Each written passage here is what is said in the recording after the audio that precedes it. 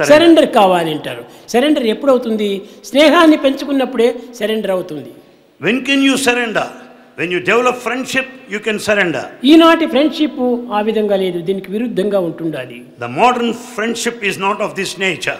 కనుకనే ఈ విధమైనటువంటి మార్గములు రావడానికి మూల కారణము మనలో ఉన్నటువంటి సున్నితమైన హృదయం లేకపోవటమే. As we don't have sensitive, tender heart within, it is responsible for all the problems. ప్రేమ భక్తులు అనగా లేకపోవటమే దీనికి మూల కారణము. There is no love and there is no devotion.